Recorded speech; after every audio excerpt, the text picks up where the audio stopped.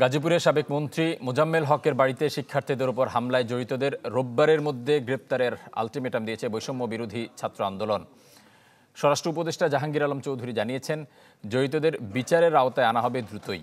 এদিকে রাত থেকে গাজীপুর সহ সারা দেশে শুরু হচ্ছে অপারেশন ডেভিল হান্ট।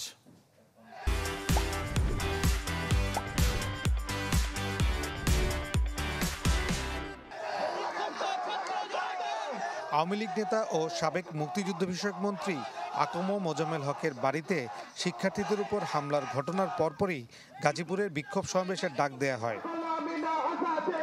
ঘোষণা অনুযায়ী সকাল 11টায় গাজীপুর জেলা প্রশাসক কার্যালয়ের উল্টো পাশে রাজবাড়ী মাঠে শুরু হয় সমাবেশ। বক্তারা দাবি জানান ফ্যাসিবাদী দল আওয়ামী লীগের অপরাধী নেতাদের গ্রেপ্তারের। এ ব্যাপারে অন্তর্বর্তী সরকারের নমনীয়তার সমালোচনাও করেন তারা।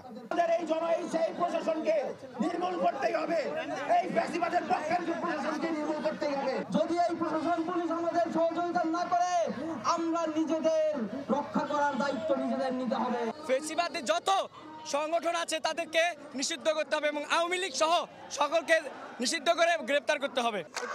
শুক্রবার রাতে শিক্ষার্থীদের উপর হামলার ঘটনায় জড়িতদের গ্রেপ্তারে দেয়া হয় আলটিমেটাম। দাবি জানানো হয় রোববার সকাল 10টার মধ্যে হামলাকারীদের গ্রেপ্তার করার।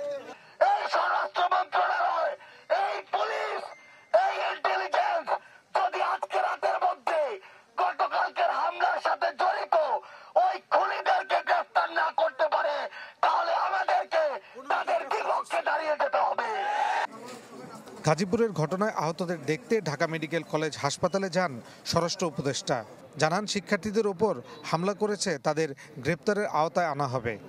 আইনানুগ ব্যবস্থা তো নিচ্ছি এবং এটার সাথে যারা জড়িত তাদের সর্বোচ্চ বিচারের আওতায় আনা হবে এবং তাদের সর্বোচ্চ যেন পানিশমেন্ট হয় এই ব্যবস্থা করা হবে। শনিবার সকাল থেকেই আকম মোজাম্মেল হকের বাড়ির সামনে মোতায়েন করা হয় আইনশৃঙ্খলা বাহিনীর বাড়তি সদস্য। অনেক বাড়িতেই ছিল না পুরুষ সদস্য। গেল রাতে গাজীপুরে সাবেক মন্ত্রীর বাড়িতে ভাঙচুরের অভিযোগ তুলে শিক্ষার্থীদের ওপর হামলার অভিযোগ ওঠে স্থানীয়দের বিরুদ্ধে। এতে আহত হন অন্তত 15 জন।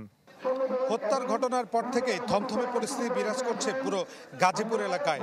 ক্ষুব্ধ এখানকার ছাত্র জনতা।